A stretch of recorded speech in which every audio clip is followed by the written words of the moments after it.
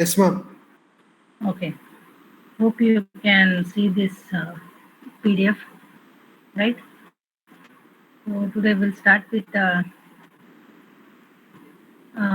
remaining part of the second unit, that is mobility management and handoff management and security operations and radio resource management. Okay. So there are 4-5 topics which are left. So let us see now. So before that, let us just have a brief look into the capacity expansion techniques, whatever we have covered so far. So start with cell-splitting technology, then cell sectoring, then overlaid cells. Fourth one is least microcell technology, and also by using the smart antenna technology. So these are the 5 methods which are used to increase the system capacity. So in the exam, any 2 or any 3 can be asked for 10 marks. Okay, explain the system capacity technique by using smart antenna technology or cell splitting or overlaid cells, or by using cell sectoring scheme, or how the least microcell technology can improve the system capacity. So any kind of questions may arise on this. One questions will be there compulsory on this. Okay, so you should know the difference between cell splitting, cell sectoring, and also how cell sectoring, the other method, that is by using least macrocell technology, we can reduce the handoff process by connecting 3 sectors or zones to a single radio base station to minimize the handoff process, right? And also if you have studied about smart antenna technology, so as we all know that the beam width of an antenna is lesser, the signal to interference noise ratio increases. That we have observed in the table which we have seen, with less cluster size, the SI ratio is less when compared to the higher cluster size. In cell splitting technology, we are using a omnidirectional antennas, so we can achieve 18 dB SI ratio, that is a signal to interference noise ratio for a good quality signal. It is 18 dB that can be achieved only when n equal to 7. Okay, so if you go with cell sectored scheme, by using 3 directional antennas of 120-degree direction, so there we have achieved the SI ratio of around n equal to 4 itself, we are achieved 18 dB or 18 and above SI ratio.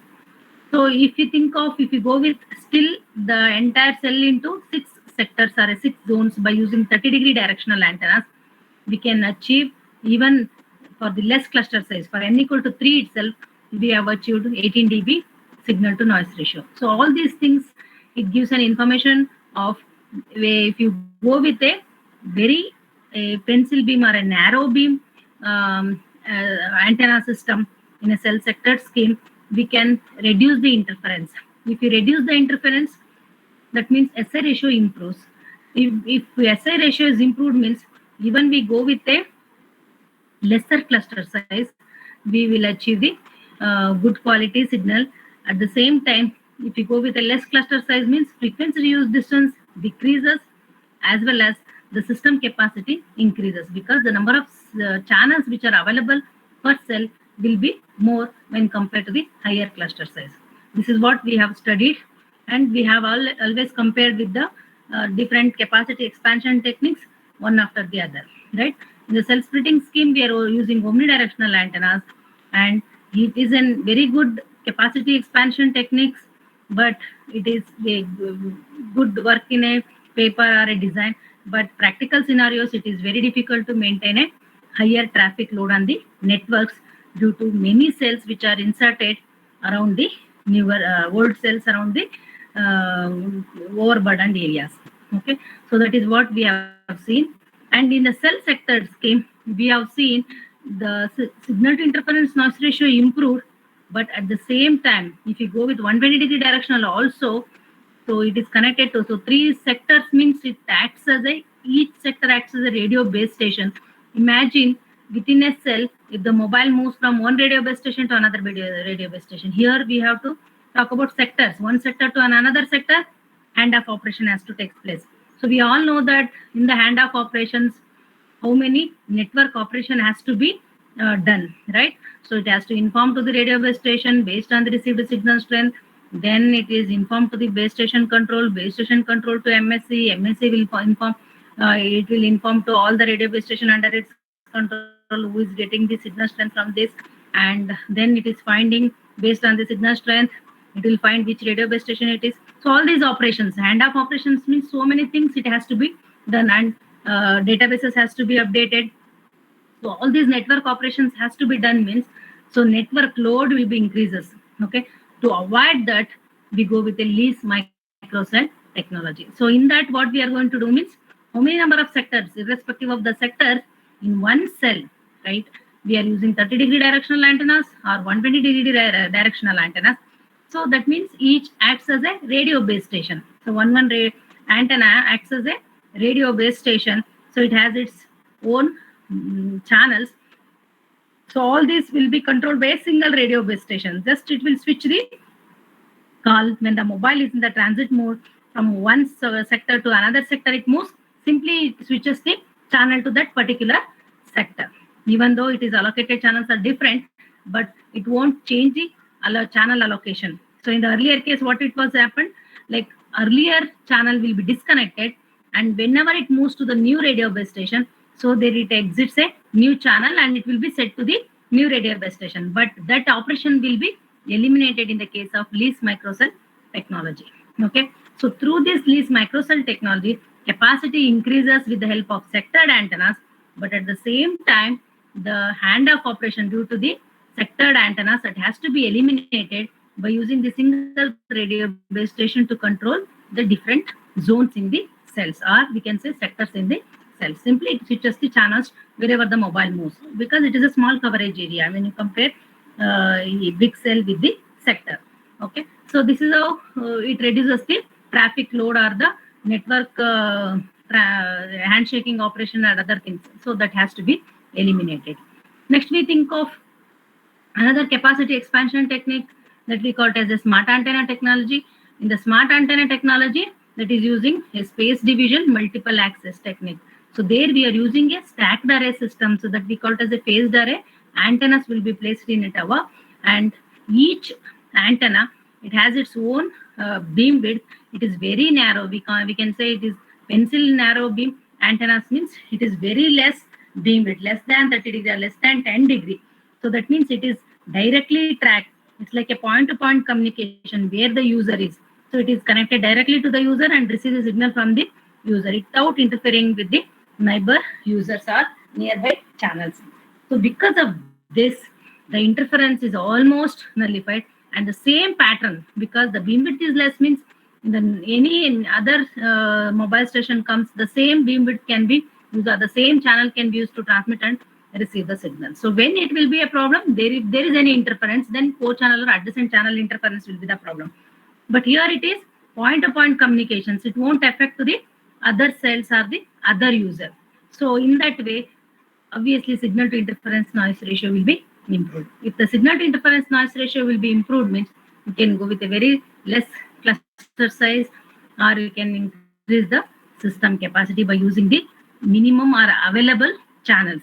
Okay, so in one beam width itself, the same beam width will be reused in the within a cell itself because of narrow beam width. It won't affect the neighbor cells or neighbor users. So this is how smart antenna technology works good, and the controlling of smart antenna technology will be done through a sophisticated algorithms by higher end that is DSPR, digital signal processing scheme. It will switch the arrays or the beams in a particular directions wherever the user moves. Okay, so that is called a switched beam array antennas. So this is how the interference has to be reduced, and also the quality of the signal improves because of a very direct point-to-point connections. So this is how the smart antenna technology works, and you can see the figure of this smart antenna. See the same beam of this particular smart antenna. It is a narrow beam. Here is the user. The same pattern will be used for another user, and the same pattern or the radio channel will be used for some other users. So, but there is no interference between these two, because the transmission and reception coverage area will be very less. So obviously it looks like a different coverage areas. So like this, any number of channels can be used by a single mobile station. If the mobile station moves from somewhere here, means the beam width also will move. Okay, that is called a switched beam array antennas. So that controlling technology will taking care of that to minimize the interference. So hope you understand this. So this phased array or a smart antenna technology improves the system capacity by increasing the SI ratio. So these are all about the system capacity technique. So that is nothing but not directly increase the system capacity by purchasing the new frequency spectrum. Instead, we are architecturally or technologically modifying the system to increase the performance of the system, right? So next move on to the mobility management. So what do you mean by mobility management means whenever the mobile moves, okay, so it may be a location updation or handoff. So that all comes under the mobility management. Whenever the mobile is in the moving, so without cutting the call or without reduce the signal strength of the output power of the radio base station as well as the mobile station, the connection has to be established. So when we are going to talk with someone else, so in between 3 or 4 times if the call cut or if the message it is not received due to the low signal strength, so the registered mobile users will be getting bored of it. So what they are going to do means they are going to change the service provider. So that should not happen. So they are going to provide the proper mobility. Okay, whenever the mobile moves wherever it wants at whatever the speed, even then the connection has to be established properly. At the same time, wherever the mobile is, the location has to be updated. If the location has to be updated means if any call comes or the message comes directly, it will route it to the mobile station instead of searching for the mobile. So that has to be updated in the VLR. So that is what the mobility management function. Let us see now how exactly it works. The wireless network functionalities necessary for efficient system operations are achieved through the use of programmable information processing systems and information databases built into the major system components. Example, MSC and BSC and the radio signal measurement capabilities, okay, built into the air interface components. So mobility management means it is between the radio base station and the mobile station. Wherever the mobile is, that has to be updated every time. Whenever it moves from one radio base station to another radio base station, handoff operation has to take place, and also the databases has to be updated. So these are the main three functions of the mobility management. So that is between the air interface and the radio link, the signal strength between the radio base station and the mobile station. The next several sections will discuss the concept of mobility management for the cellular system. Okay, let us see now what are the things which is explained. The goal of this section is to explain how the network knows where the subscriber is located and how it keeps track and in contact with the mobile station as the subscriber moves around from one cell to the another cell. So one cell to the another cell is handoff management that will take care of it, and also it keep track of the mobile subscriber even in the call is in progress or if it is in the idle mode. That is the process we call it as mobility management. Next is location updation. What do you mean by location management? That is one of the main function of the so that is one of the main function of the that is mobility management. So location management is the process of keeping track of the present or last known location of the mobile station and delivery of both voice and data. It as moves around. Okay, so that is the main function of the location management. So it is going to keep track of the mobile station to deliver the voice or the data. So and also it will update the where exactly it was in that particular situation or in the previous. So that is called as location updation. So since there are literally hundreds or thousands of worldwide cell sites, there needs to be functionality built into the every cellular system that will provide the system with the ability to locate one particular mobile station out of the billions plus in existence. So this process is best explained in the case of voice call as follows. When call is made that passes through the PSTN, dedicated traffic channel must be set up from base station to MS for a call to be completed. The PSTN set up the circuit over the fixed part of the network and the wireless network.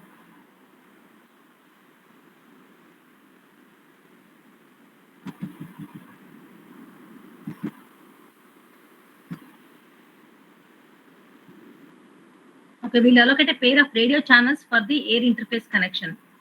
Okay, naturally, this process to be successful, the location of the MS must be known. Additionally, if the mobile is in the moves during the time span of the conversation, a process must be in place to provide for a continuous radio link, even though mobile might move into another cell. For the case of a data transfer, packets are typically addressed to an end terminal or a destination device. The packets are directed through the data network by routes to a particular device. For a fixed device, this corresponds to a fixed location. For the mobile device, it is necessary to know the location of the device before the data packet can be delivered to it. Okay, so when we are talking about data, so it is a packet data network. So before we transmit the data, so the location must be known. Furthermore, the system must know the availability of the called party. In a fixed system, busy signals are used to denote the telephone already in use. For a mobile system, the mobile may be used or may not be even turned on. In both the cases, the network must be able to determine the status of the mobile and take the necessary action to deal with the incoming call or data transfer. This action might be playing a recorded message indicating that the mobile is busy and then implementing an answering machine function for the storage of the data transfer information on some type of the network storage device for later delivery. So if the mobile is not find out where exactly the location, then it will be stored in the message center and then it will be delivered whenever they identify the location of the mobile. So in general, there are three basic functions performed by the location management. This is very important. Location updating, sending paging messages, and the transmission of location information to the other network elements. Okay, let us see now how location updation takes place. This particular figure.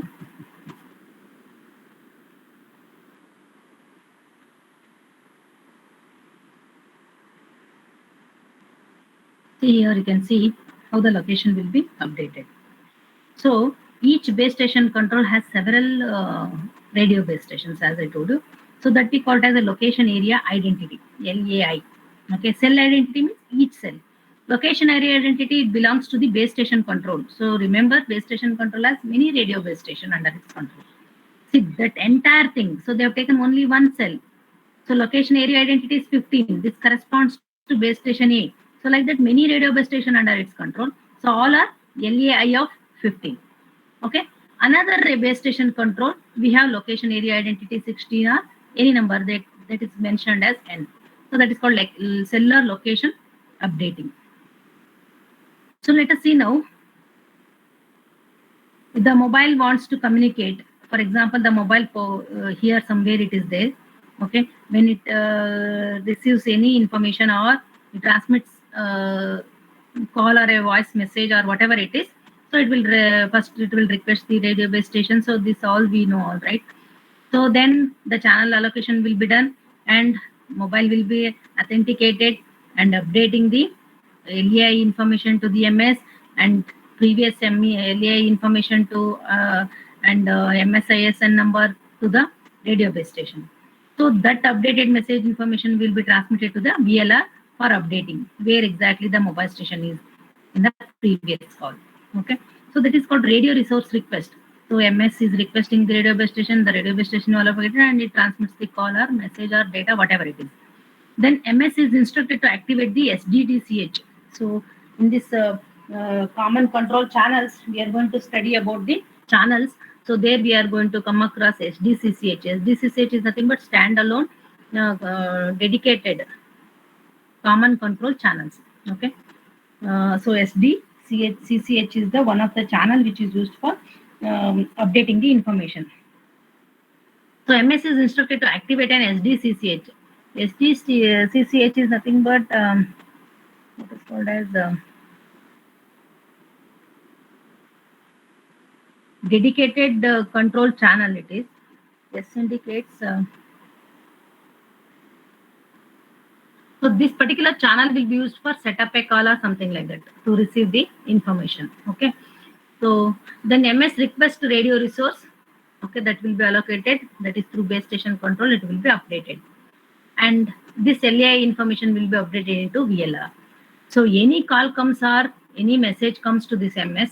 That is why from the VLR it will take the MS and MS will be directed to that particular base station control. So it will come to know that it is in location area identity 15 that will be updated in the VLR.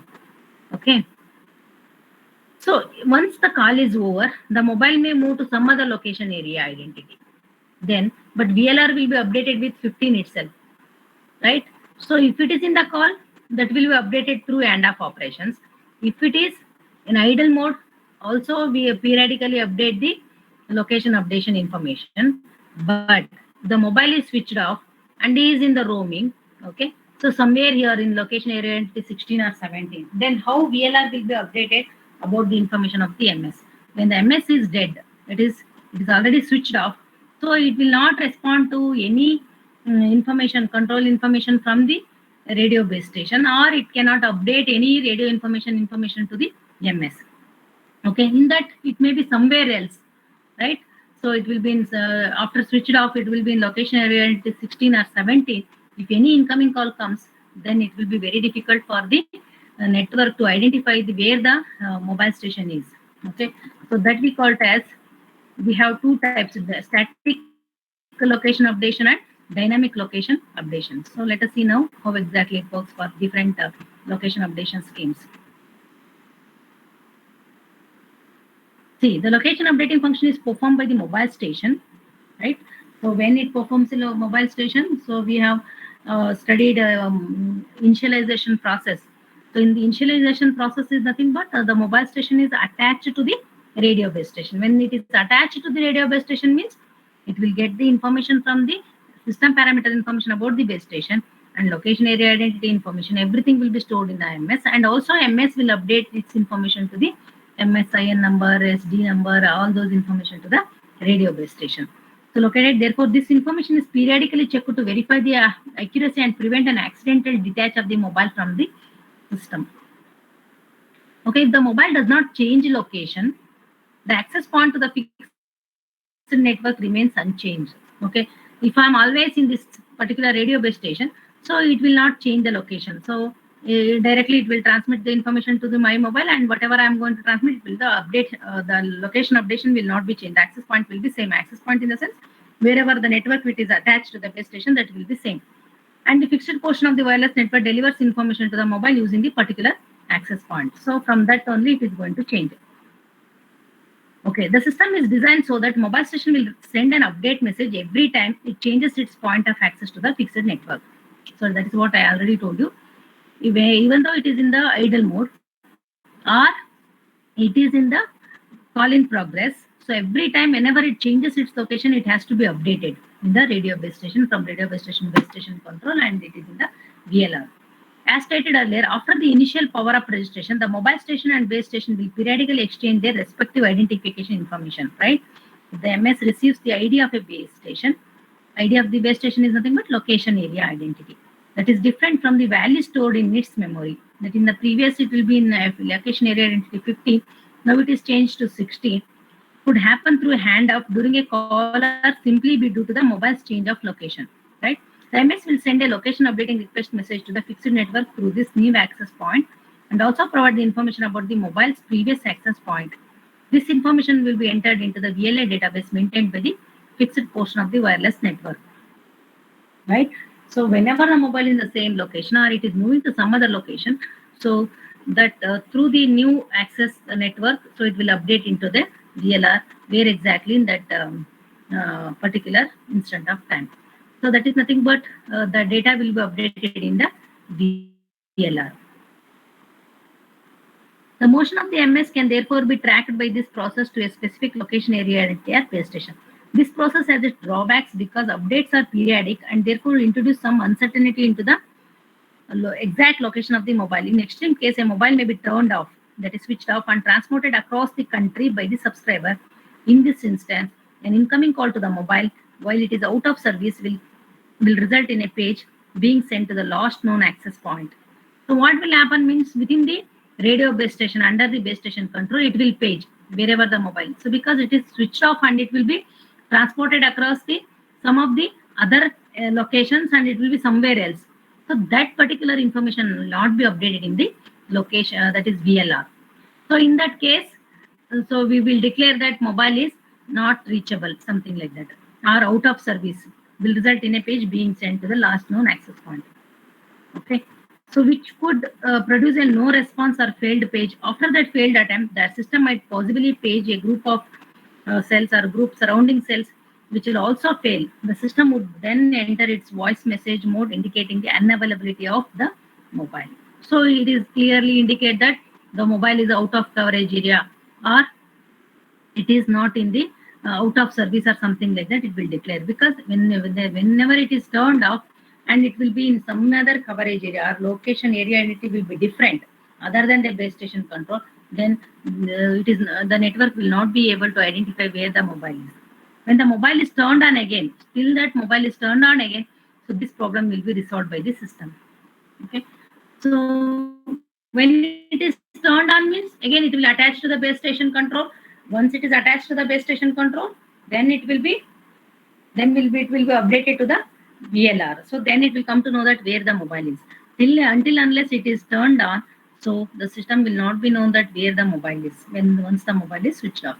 This problem will be resolved by the system when new registration information is received and mobile location is updated within the fixed portion of the system. Now, any calls comes, we can directly direct it to the mobile's new location, which is already entered in the VLR. So this is how the location updation scheme works. So let us see now, there are two types of updating schemes used by the wireless network. One is static updation and another one is dynamic updation. For a static scheme, the cellular network's geographical layout determines when the location updating needs to be initiated.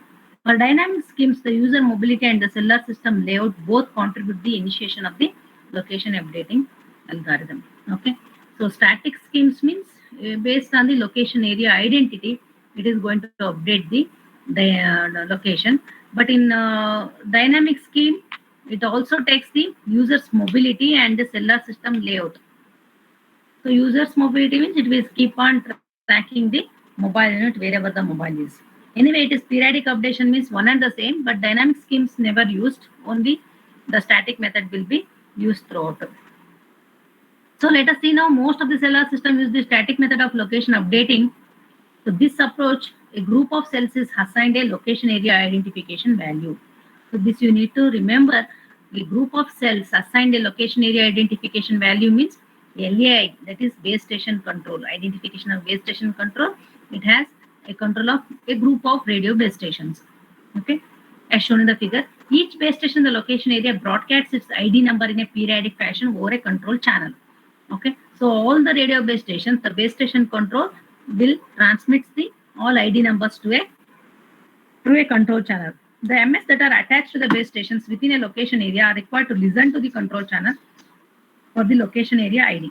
If the location ID changes, the MS will have to send a location update message to the new base station. If any new mobiles comes to that particular location ID, then older ID and the new ID coming from the control channel will be different, means that has to be intimated to the radio base station to update the new location into the VLR. The base station will forward the updated information to the VLR database located to the fixed portion of the wireless network. Now, if there is an incoming message for the MS, the paging message will be sent to all the cells in the location area where the MS is listened, being present. Okay, the MS, unless it has moved into another location area, will respond to the paging message. Right. One problem faced by a static location area ID scheme is known as ping pong effect. So, what do you mean by ping pong effect? Means location area identity 15 and location area identity 16 in between. Okay, if the mobile is there, it's moving back and forth between the borders of the two location areas. This problem can also affect the handoff process. Practical solutions used to prevent this effect will be presented when handoff is discussed. So whenever it between the two location area identity, then mobile cannot be identified exactly where the mobile's location, if any incoming call comes. So that effect we call it as a ping pong effect that is faced in the static location updation schemes. So hope you understand this. So how exactly the location will be updated, right? So whenever the mobile switched on, it will be updated itself. So whenever the mobile is initialization process, the location area identity will be transmitted from the base station. It will be stored in the mobile station. Then it is going to check IDs of the previous or the same, or it is new. So if it is new, means it will inform to the radio base station to update into the VLR. Okay. So why we need to update means any incoming calls within the location area ID, it will page. Okay, you are getting an incoming call. So paging is nothing but It is search for the mobile to connect the call. Okay, that is called as paging. So mobile has to respond. Yes, I am in this particular location area. So that is called as a paging. Whenever incoming calls comes, the radio base station will page first. Once it is mobile is responded to that, then it will assign the new channel location to that MS. So that is called as a static location updation scheme. So one problem faced is ID, static location area ID scheme is known as ping pong effect. So ping pong effect is nothing but it is between the mobile is between the two location area identity. So here the radio base station control will have confusion where exactly which location has to be updated in the VLR. Okay, somewhere here your mobile is. Okay, so it is between the location area 16 and 15. So we cannot say that the mobile station has to be updated in the 15 or 16 sometimes. So this effect we call it as a ping pong effect, so that we are faced in the static location updation scheme. Anybody asks you to write about cellular location updating schemes, so how exactly it has to be done? Initialization process, location ID will be updated in the MS, and MS stored ID will be updated in the VLR. If it is different, then immediately it will update it into the VLR in database. So that is what the location updation scheme. So normally we are using the static location updation scheme based on the VLR information. Any incoming call comes to the MS, it will page to the all location, that is all radio base station within the base station control. So then MS has to respond to that, then the channel will be assigned, then conversation takes place. So this is how the location has to be updated in the VLR.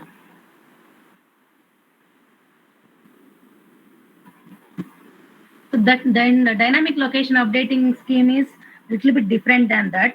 Okay, so here what they are going to do means to determine the mobile station and where exactly need to perform the updating algorithms or elapsed time, total distance traveled, call patterns, number of different location areas entered, and so on.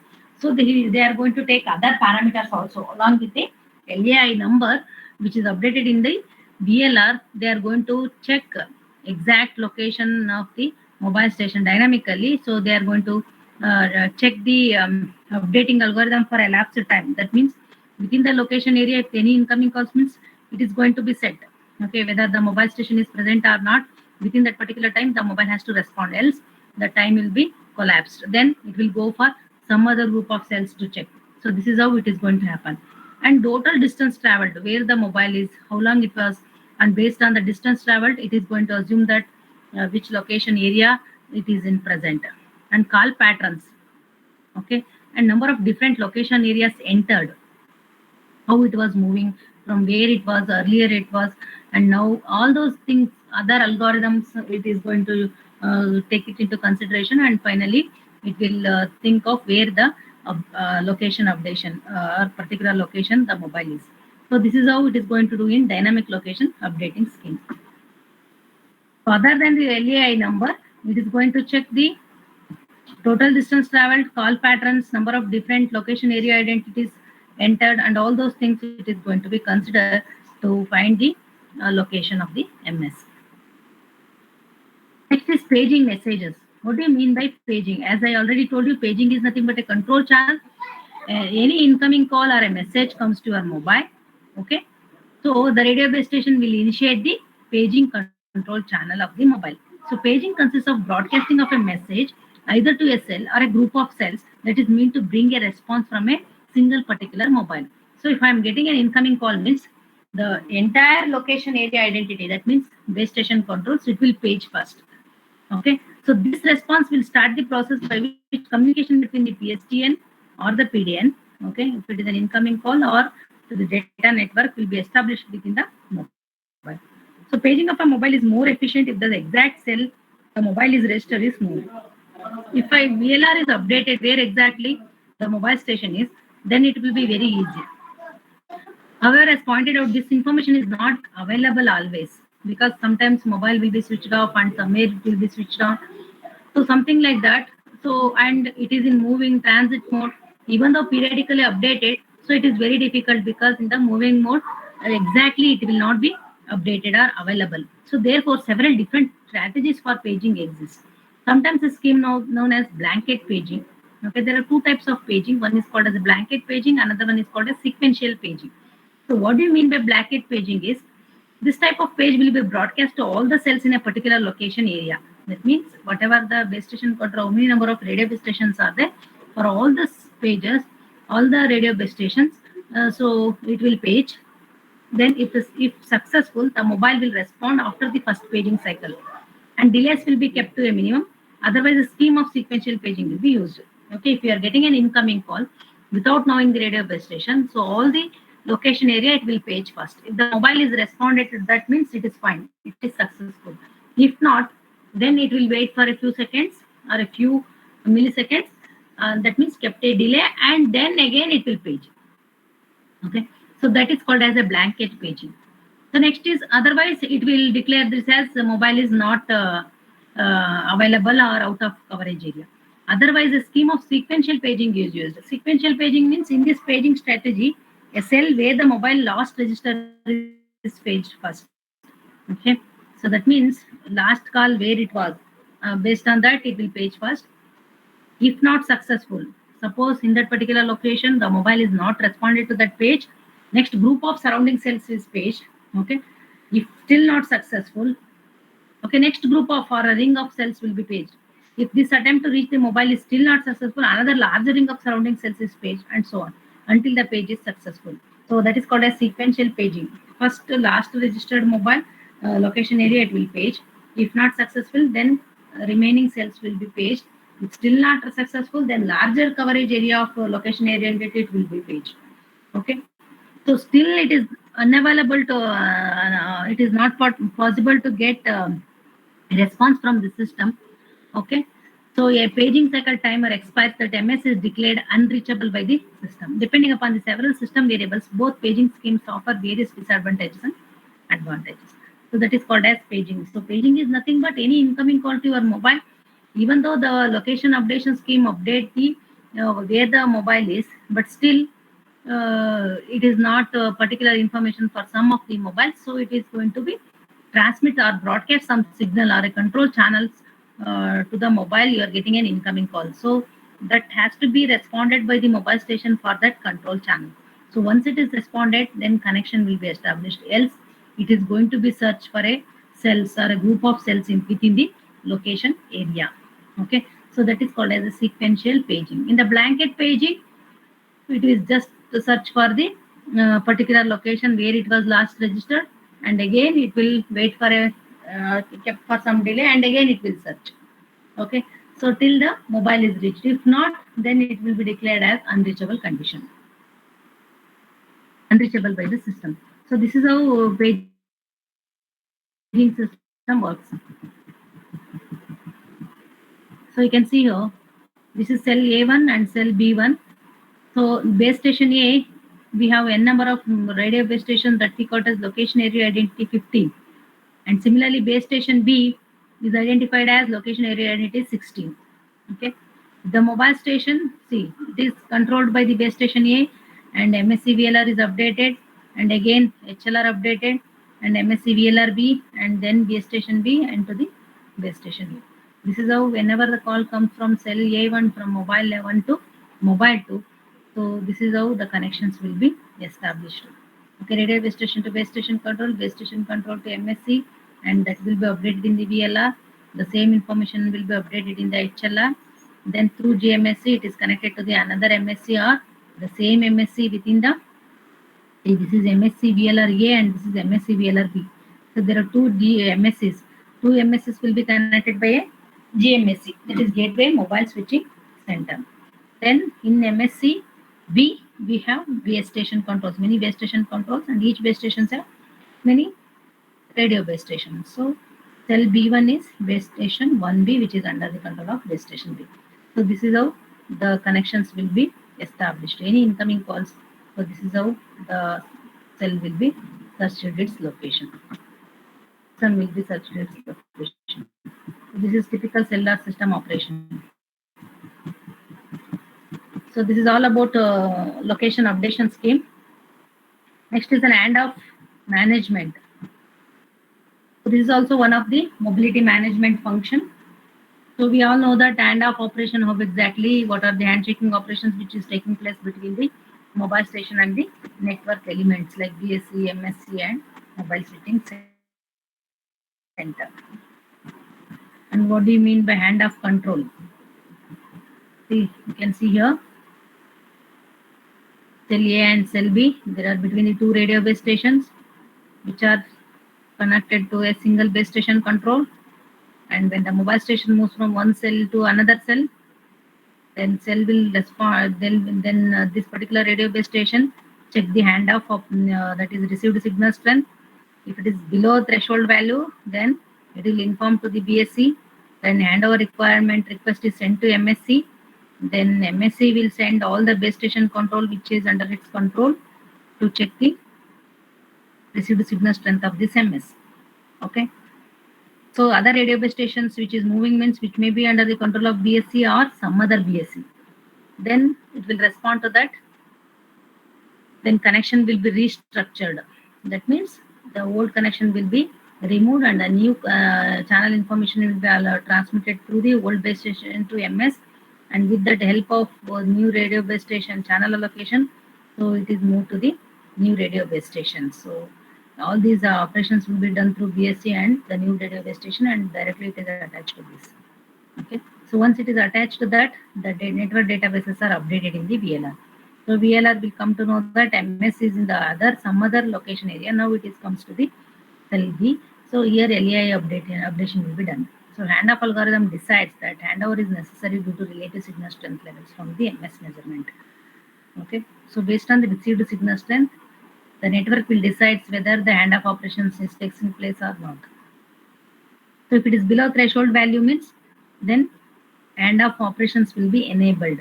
So once it is enabled means that means the connection will be established to the new radio base station and old radio channel will be removed.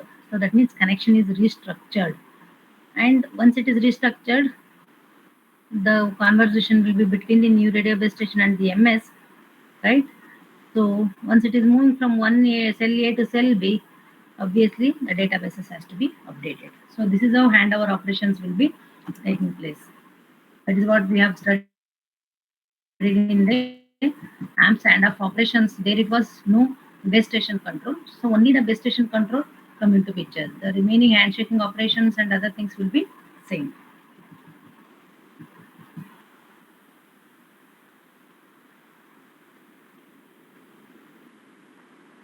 Okay. Let us see the theory about it. So in addition to the location management functions we discussed now, the cellular system needs to be able to track the location of a subscriber as that subscriber moves within a coverage area and to be able to maintain the subscriber connections to the system. If the subscriber moves from one cell to another, the cellular system must have the ability to reconfigure the connection. Okay. So reconfigure the connection to the mobile from the current base station to the new base station, the new cell. This connection handover process is known as handoff.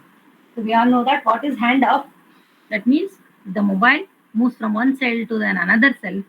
System must have the ability to reconfigure the connections when it is in the transit mode or the call is in progress. Okay, so we need to connect the reconfigure the connection to the mobile from one current base station to the other base station in the new cell. This connection handover process is known as handoff. So the first generation cellular system, only voice call we are going to transmit from one radio base station to another radio base station, and also could cause a noticeable interruption of the conversation. So in the first generation system, we came to know that some disturbances are sometimes a drop of calls may exist. So that kind of handoff we call it as a hard handoff. Okay, some severe cases dropped calls, so that is called as an hard handoff. And second generation cellular system using digital technology have mitigated some of these problems with seamless handoffs. Okay, and CDMA systems have incorporated soft handoff into their systems, but eliminating interrupted calls.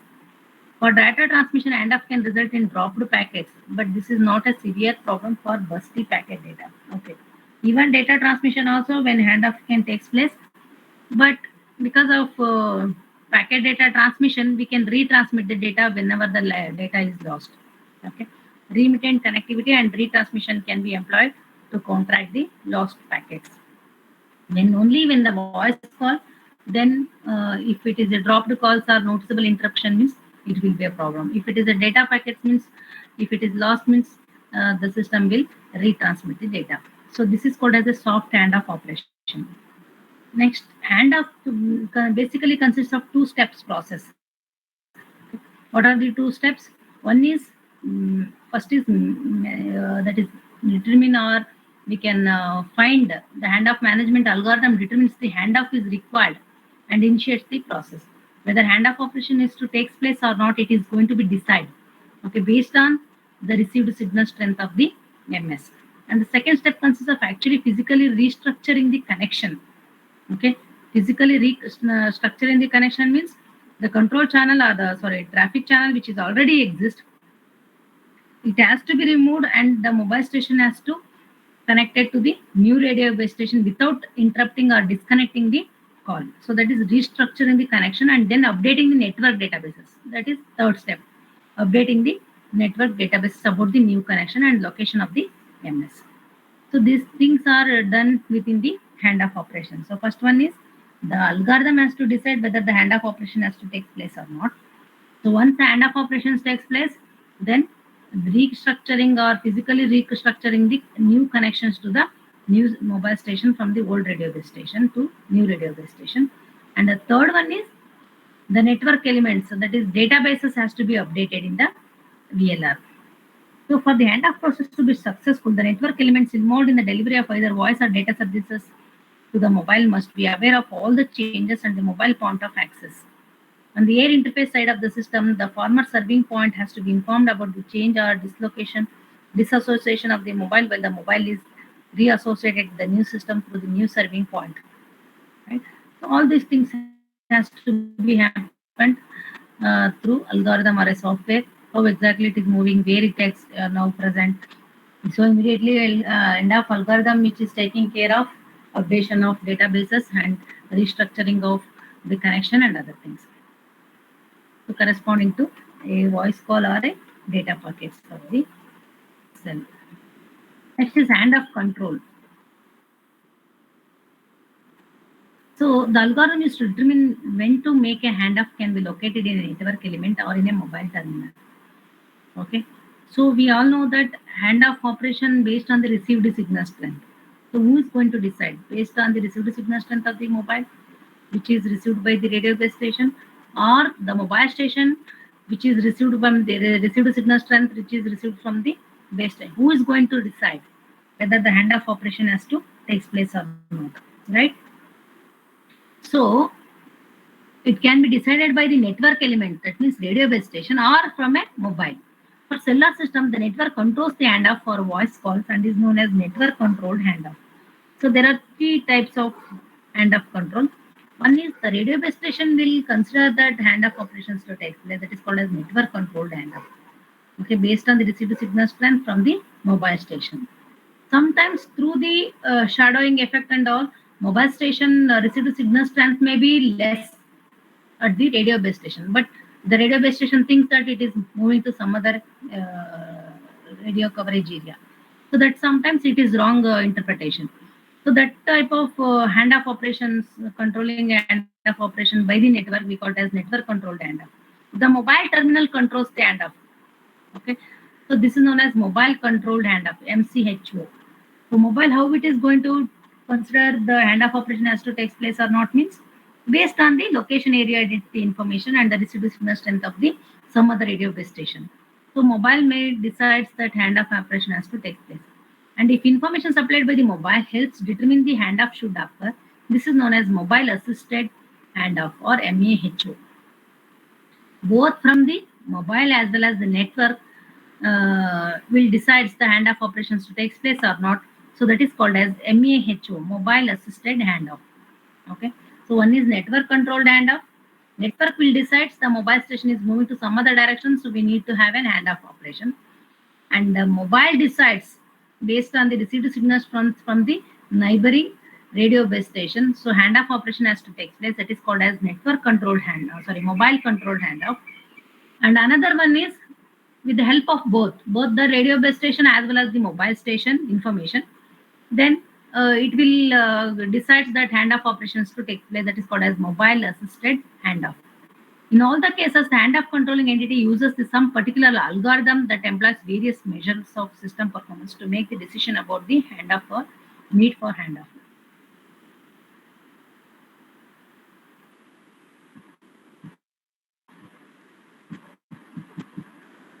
So what are those parameters it is going to decide the handoff operations to take place or not?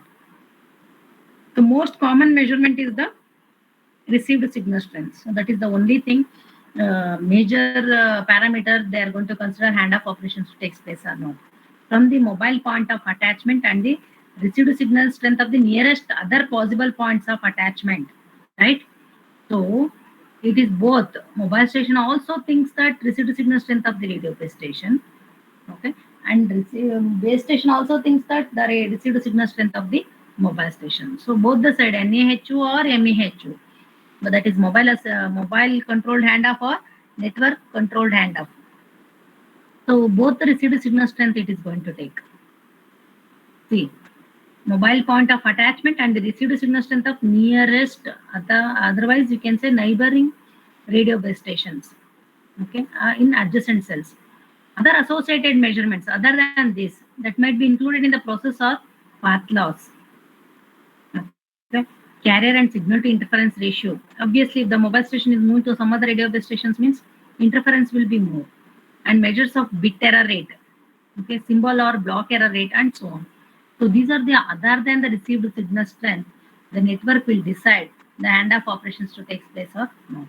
Obviously, if the received signal strength is less, means SI ratio will be decreases. That is, signal to interference noise ratio will be more because it is moved to some other coverage area. It will be affected to some other interference, so the SI ratio will be decreased. And path loss, the distance is increases, and also some error occurrence is more. Measures of bit error rate and symbol block error rate will be more. So based on these parameters, also they are going to decide the handoff operations to take place or not. Other than the received signal strength, that is a major parameter. Along with that, they are going to consider the path loss and SI ratio, carrier to signal interference ratios, and some error rate, symbol block error rate, and so on. A problem with using signal strength measurement is that received signal strength can undergo extreme fluctuations, as I already told you, due to signal fading effects. Okay, so we are just based on the RSS, that is received signal strength.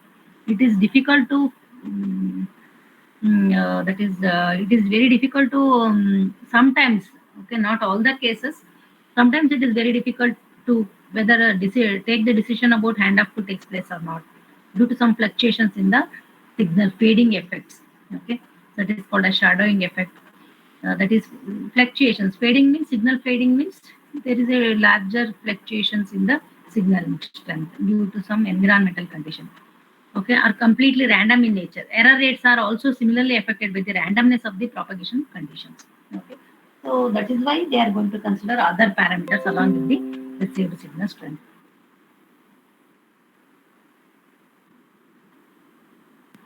Okay, that is what he has explained.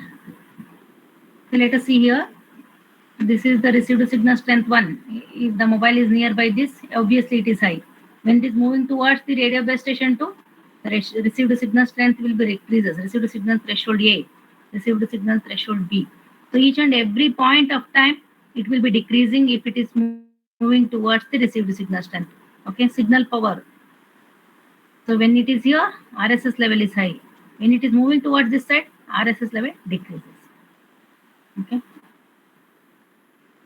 So these are the positions of MS. It's A1, A2, A3, A4, hysteresis. Okay. So the curve is like the received signal strength. It is keep on decreasing if it is away from the radio base station. Okay. And similarly, if it is moving towards RSS2, the received signal strength of the radio base station increases both from the MS as well as the radio base station. So this is between the distance. Typical handoff algorithm uses RSS measurements. So this is the major parameter they are going to consider to decide the handoff operations to take place or not.